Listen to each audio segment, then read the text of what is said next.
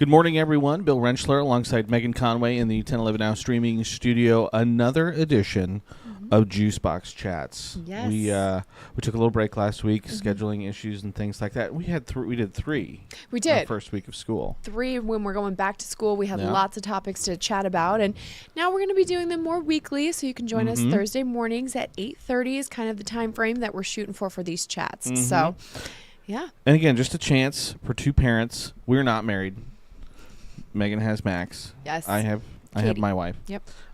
But two parents who deal with parenting things, Yep. and a chance to kind of just talk about those parenting issues.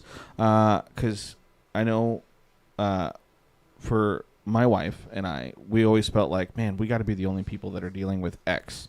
I know. And really, it's like almost every family is dealing with almost that exact same thing. Yes, or something. So this is your chance if you start tuning into these. We're always looking for content or opinions on you guys or things you want to talk about. You know, what's important to you? What kind of struggles are you facing as a parent? You know, our kids are pretty young. So yours are a little bit older than mine. But maybe if you're a parent out there with teens, you're facing different issues that Bill and I may not even think of. So we would love to hear from you guys just about what's important to you as parents. 100%. And so obviously, again, our first couple episodes, back to school week, a couple weeks ago. Yep. So kind of focusing on back to school issues. And safety. And safety, yep. things like that. How has school been going for you guys? We're doing well. Adjusted very nicely to the new schedules. Good. They're getting to, sleep in a little later, like I talked about. School starts a little later than they were going to daycare. So kids are doing great. And Aurora has been very excited to go to school every day. Has That's made good. some friends. So, yeah, I was very thankful for that. Good deal. Yeah. And so How about you guys? we're good.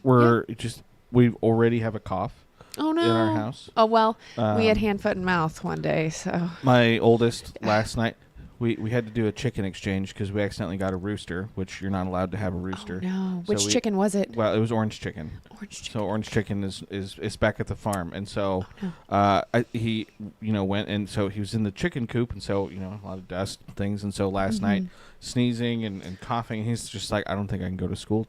I'm like, I think you can go to school. I think you just need to take a shower. It's like, Dad, you don't know how serious this is. I need to, relax. The kids have been back in the petri dish now for 2 weeks, so Yes. naturally the germs have had time to incubate now. Yes, the germs get quickly passed around. So that is something that was a learning curve for me when we had kids of how many sicknesses you will go through. So we've always got that medicine on hand. Cabinet is stocked, cough drops, Tylenol, all the fun stuff. All the fun stuff. Yeah. So today, talking about screens. How Yes. different our parents had it for us versus, because, I think the only screen I really had growing up, obviously there was the TV, but Yeah. you had to go change the, at the very beginning, you had to go flip the knob. Oh, Bill, you're dating I know, yourself I know. here. But Man. then, I remember when I got my first, Game Boy, that was my screen. I had a Game Boy too. Loved that thing. It was purple. I'll never forget, loved Game Boy. But I remember that I could only play it if it was too bright. You couldn't see the screen very well. So it wasn't like I could play it, You had to tilt it a little bit and get it Yes. at the right angle. And then once it was Yes. dark outside, on the long car trip, You're done. that was it. Yeah, so totally different, I feel like, than the screens that kids have today. So yeah, I had a TV and the Game Boy, but I was very much an outdoor kid. Like my brother and I, we spent a lot of time outside making mud pies and raiding my mom's herb garden. So yeah, we spent a lot of time outside. So the screens were never an issue or, anything in our household that had to be disciplined against or set limits on. So. And nowadays, there's, kids have their own, Amazon tablets, kids tablets, there's the iPads, there's the phones, and then, still have the TV, but now on the TV, there's the Nickelodeon app, there's the Disney Plus app, there's the Amazon Prime app, and all the other things. So and those so streaming much services a lot of times don't have the advertisements that maybe as a kid we had where you would get up and actually run around maybe or during those advertisements take your eyes away from the screen for a few minutes. I'll never forget the first time Aurora saw an advertisement. She was like, what is this? Go past this. I don't want to watch this. And we're like, we can't do it. Can't skip it. Yeah, little mind blown. Yep. And so I know, again, as we, obviously coming out of summer, maybe our screen time spikes up a little bit because we Yeah. don't have school, we don't have homework, we don't have those things. And now trying to break that habit and get into the new school routine of like, hey, Yeah. no screens, let's get the homework done, things like that. It can be really hard. It can be. And I think it's especially hard maybe with, I guess, what I experience with younger children is they really have no sense of time. No. So No. when you are trying to put a limit on that screen time, they really don't understand. And they could spend an hour on those screens and not even realize it, you know? So I think that's a very hard thing. And it's address. this thing too, because I know as parents, you know, we're like, our kids aren't going to have screens. They're not going to use screens. And at the same time, sometimes as a parent, your only moment of peace and quiet, and maybe your only moment when you can spend 20 or 30 minutes with your spouse, it's like, hey, go turn on the Bluey and watch an episode of Bluey so mom and dad can have a conversation about, you know, what we need at the grocery store or like maybe I had a hard day at work and like we need to talk about just like stuff. And so it's really hard to try and find that like, hey, mom and dad need a little sanity versus I don't want my kids' brains turning into mush. Right. Yeah. And I think there is, you know, a fine line there. And I know there are a lot of negatives associated with screen time, but I also think there's a lot of great informative educational shows out there for kids and ways that you can use screen time to your advantage, you know? So I know it's different for every family. Everyone has their opinions on it. But for us, we do use screens. I mean, the kids watch TV with us and we have one tablet in our house, but they have limits. And we try to abide by those. But yeah, I think we try and put, you know, as many safeguards on, especially that tablet where she has more use of it. We put as many safeguards as we can on that as to what she can access. And also when we show her more of the educational stuff, we try to gear her toward those types of content. And we asked folks at home, like, hey, what are you doing? What are you using? So this was, you know, on the 1011 Facebook yesterday. And these are some of the comments that you guys left. And so again, nice picture, Megan, you and your family there. Thank you. And I believe we got to shout out Megan Kobar Photography here. You made sure to tag them in that picture. She actually just took that over the weekend. So she's a fun fact about Megan. I met her at a choir camp at Nebraska Westland when I was in 5th grade. And I have known Megan ever since then. And she takes all of our family pictures and she's taking my maternity pictures, newborn pictures. She is amazing. There you go. You know, one of those Nebraska connections you never lose. There you go. And so again, just reading through some of the comments that viewers left on here kind of runs the range from, you know, Charles Anderson saying, simple, don't let them have any electronic devices until they live home after high school. I'm assuming that's leave home after high school. That's probably a little tough. Yeah. But I can appreciate the sentiment. Again, sometimes when we do have too many screens, my wife calls it that they turned on their lizard brain. Yeah, kind of zombified. Yeah, and like they just don't understand and they don't get. Katie Turner on here said we stopped letting our toddler watch any screen time that isn't the TV. We noticed that he would have big, strong negative reaction to smaller screens being turned off. Interesting. That is interesting. I never thought about it necessarily in terms of screen size. Our toddler's now limited to about 30 to 40 minutes of TV a day. Most days we don't even turn the TV off before he goes to bed. TV seems to be too stimulating and causes behavioral problems. Interesting. Okay, so the size of the screen. I have noticed again with my two that sometimes again when it is like just the tablets, when we have to turn off the tablets, that elicits a stronger reaction versus the TV. And I don't know how it happened, but the TV in our house kind of got hooked up to one of our switches on the wall in the living room. Oh yeah. So it's really easy to just go flip the switch and turn the TV off. We're done. Yeah, we're done. Yep. So that's a lot. Interesting. That's a lot easier. Yeah. Interesting. Yeah. Back to the one comment, you know, about like not using screens at all. My personal opinion, I just think technology is such a huge part of everyone's life. No matter what you do for your job, you know, it doesn't matter. Technology is very prevalent, obviously. And I just think your children need to know how to use technology, or like it's one of those things where, like, my kids in school, they have computer class and they're learning to code. Right. My kindergartner is learning to code. And so yeah, it's like, wow. It's just it's 2025. Like it's Mm-hmm. if and not to say you should encourage screen time, but like that's Right. what they're going to be.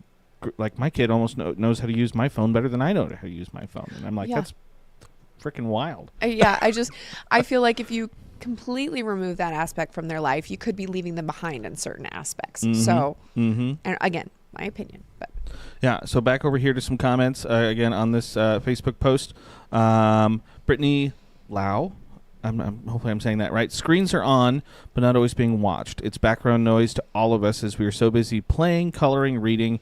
When they do watch, they both want different shows, so we allow one episode per show per child. So if they don't want to watch each other's show, they can still go play, run around, or whatever. Some days the TV is off all day and night long. When it's bedtime, we do use it as a distraction sometimes to get jammies on. They can finish that episode, then it's TV off and to bed. My kids mostly want to hear the music, and that's it. I don't limit, but I don't allow full attention to it either, if that makes sense. It's just noise to us all. yeah, I like definitely that. makes sense there, Brittany. I like that. And I agree with the music. My kids, they may not be watching it all the time, but as soon as like the Bluey theme song comes Yep. on, we're dancing. Yep. So, Yep, 100%. I'm stunned at the amount of times my children have asked our smart devices, play the theme song from, yeah, Magic School Bus or, Bluey or whatever else it might be. that's so fun. Yep. Emily Rodemaker, we allow 1 hour per day of screen time if all of their obligations, chores, homework, reading, and activities have been met. Also, depending on how they are doing that day emotionally and mentally. Usually don't allow it during the school week, never at the dinner table. I do like that, never at the dinner table. We're Yep. right now trying to get back into the routine of like, hey, you haven't been excused from the dinner table. You have to sit and tell us about your day, even if you're done eating. Yeah, that's the same for us. Yeah, we don't allow any screens at the dinner table during meal times, because that is really, kind of sacred time for our family to reconnect on our days and with each other and talk about how everything went for the day. The only time we will ever allow screen time is like on a Saturday morning breakfast or a Sunday morning breakfast. We'll have maybe a fun cartoon on the TV. No tablets on the table. Yeah, So. no, 100% there. Let's see, what else? A couple more comments on here. Ty Taylor, we really try to limit screen time with our son. He actually doesn't seem to mind not being placed in front of a TV. He just wants to be interacted with. We do use screen time just to get a mental break or to get a task accomplished without his help, since he likes to help us with our daily chores. Yes. We also share Bill's mindset on limiting our photos of our son's face. It was a tough decision that me and my wife agreed to. Yeah, like this goes back to kind of what I was saying. Sometimes, mom or dad just need, we got to have a conversation. We got to do something. Yeah. Or a lot of times I'll utilize like an episode of Bluey so that I can make supper and have it, we have a pretty tight schedule in the evenings to be able to get supper, baths, and into the bed, by pretty early, decent time so we can all get some sleep. So I'll utilize like an episode of Bluey just so that I can cook and have supper ready. So otherwise, I've got one asking for snacks, one crying, holding on to my leg, and I'm not getting anything done. And I don't know what it's like for you at your house versus me at my house. My boys are mama's boys. I could be sitting in my room alone, not doing anything, and they'll walk right by me to go ask their mother to do something. That's so cute, but also it's hard. Yep. Yeah. My wife, not a fan of that. I bet. She's like, what's your dad doing? He's busy. No, he's not. No, he's not. Go talk to your dad. I've had him ask me for something or anything, and I'm like, I'm sure your dad can help you. Yeah. Yep. Yeah. I'll just He's an adult. I'll just redirect that real quick. Like, hey, honey, what are you up to What are over you there? doing? Yeah. And so last one here, Angie Wellman, our screen time, only screen time our kids get is TV. Most of the time PBS Kids or shows were approved on the Tubi app or the TV is on the news. Yay, they're totally at 10-11 there. Hey-o. Or cooking/home shows. Our kids are one of the few kids that don't have phones in school. We don't use tablets or video games either. 6th, 4th, and 1st in preschool ages. Sad that so many kids are hooked to tablets or phones at such a young age. Kids get exposed to so much on those no matter how hard you try to keep it from them. I'd rather my kids be sheltered from phones, tablets, and video games than be exposed to all the junk that's out there. Again, it's one of those things, Wow. as soon as you get your kid a phone, it's not like, is your kid ready to have a phone? It's like, are you ready for the world to be able to access your kid? Yes. That seems really young for, in my opinion, for kids to have phones.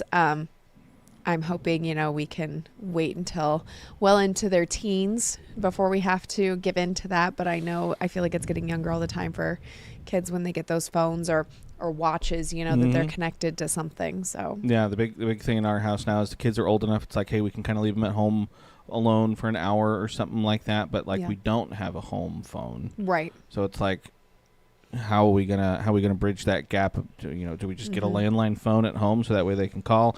We've been trying to kind of finagle our smart devices at home to be able to call mom and dad's phone, and do it that way. But it's kind of a weird thing. And then to actually pull the trigger on that, and be like, okay, you're gonna be home alone for 4 hours. If you need us, call us. It's a big step. Oh yeah, absolutely. Yeah. Or I've always thought about too, once we're ready for that kind of a step or something, or when the kids are starting to ask for phones, maybe just getting them the phones that have no internet capabilities, where it's literally just a call. And I think you can even limit the amount of contacts in there. Correct me if I'm wrong. I haven't done any research into it, but I know there are phones out there that exist that are very simple, where it's literally just to call like your parents or 911 or something like that. So so it's tough. And again, Megan and I are certainly not experts by any means, but there's a whole long list of adverse effects when it comes to screen time. We talked to Rebecca with CHI Health a couple of weeks ago, talking about sleep. Yes. She talked about making sure you're off those screens and stuff, at least an hour before bedtime. Yeah. 'Cause that can disrupt sleep patterns, cognitive issues, reduced physical activity. So, talking about kids not getting outside, just running around a little bit. Impaired social skills. I feel like that's a little bit of the lizard brain that I mentioned. They just forget how to be a kind person sometimes when they have too much of that stuff. So a lot of things that are not great about it, but like you kind of said, it's 2025. They're learning how to code in class. Yeah, technology is not going away anytime soon. No. So, I think it's a fine line where you have to walk of letting your kids explore, learn about the technology while also keeping them safe. Yeah, and like you talked about with phones, how exposed they are to the world. So, yes, it's a difficult topic, but I'm sure just like you and I, parents are just trying to make it every day and figure it out as they go. And yeah. And so I guess, if we were to leave folks with any tips, trying to set that limit, based on how old your kid is. Yeah. And this is the really hard part as a parent, you got to enforce it. Yes. Which, sometimes may mean kicking and screaming.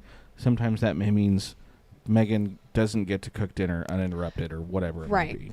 Or sometimes also, as parents, you have to lead by example. Oh, yep. If there's no phones, you can't be on your phone. You have to put your phone down too, which is hard because so many things, banking, email, your bills, so it's all done on phones. And so that's hard for parents. You're not all just playing games every day. But yeah, you kind of have to lead by example and put the phones down and show your kids that there are other things you can be doing in the house. Or, that's one of the things if I ever tell Aurora that, it's time to take a break from the iPad or something, time's up. She's like, well, what can I do? And so I'm like, well, you could do this. So in my mind, you have to show them, if they're not used to, entertaining themselves, or, what activities there are there at home for them to do. Yeah. And it sometimes I think for me, it's like, coloring with crayons, that's so boring. But kids actually still really like coloring with crayons or markers or whatever it might be. So just have that stuff out and available. And then I know one of the other things too, we have little fire tablets or whatever. Make sure you're putting in the parental controls and setting the limits and stuff like that. That goes a long way. Yep. In helping you, where it's like, hey, it's locked. You ran out. You used your time for today. What do you want me to do? Sometimes, I don't know if this is a tip, but it's something we use when, you get those big reactions from trying to shut down the tablet time or take those away. Something that has kind of helped us is, so we have a passcode on the tablet, to get in the 4-digit code. And I have purposely put in the wrong one several times so that it locks. So it will lock for like 5 minutes. And in that 5 minutes, I find a distraction. So we go do something else. We go outside, we take the dogs for a walk, or and that automatically deflects those big reactions and the emotions. I'm like, oh, iPad's not working. Sneaky. Sneaky, Megan. I know. I know, but it works. There's my tip. It works. That's a good one. Or we let it die. Yeah. It dies. Oh, sorry. Lost the charger. Sorry. iPad's dead. I don't know. So I don't know what to tell you. lots of good things, and again, there's a ton of I'm sure a ton of resources again available online. Quick Google search nowadays will get you a lot of that Yes. information. So, yeah. But we so appreciate all Yeah. the Facebook comments and Yeah, very much so. feedback. That is another new element we would like to Yeah. implement more in our segments here, is just hearing from you guys. So please reach out to us anytime. Yeah, 100%. And next week we're going to be talking about healthy meals, Yes. eating. We have School registered lunches. dietitian Sarah Burwell Yep. with CHI Health, who's going to be joining us for that episode next week. And again, I'm sure we'll post on social media again, try and get some comments, get some concerns, whatever it might be. Concerns, or if you have tips, tricks of like sneaking in veggies, or fun snacks for school, or if you pack your kids' lunches or anything like that. So yeah, we'll be looking for those. There you go. So watch out for that again next week. So appreciate everyone for tuning in and watching again another edition of Juice Box Chats. Hope everyone has a nice Thursday. It's game day. Go Big Red. Go Big Red. Go 8 Big o'clock Red. tonight. That's going to be Yes. tough. Late bedtime. Well, that's my bedtime. I know. Mine too. I mean, 8 o'clock is usually when we're getting the kids ready That's a for late bed, so kickoff, so I have a feeling I'm gonna record it, watch some tomorrow. Maybe we'll There see. you go. Go Big Red. There you go. All right. Appreciate everyone tuning in and watching. Hope everyone has a nice Thursday.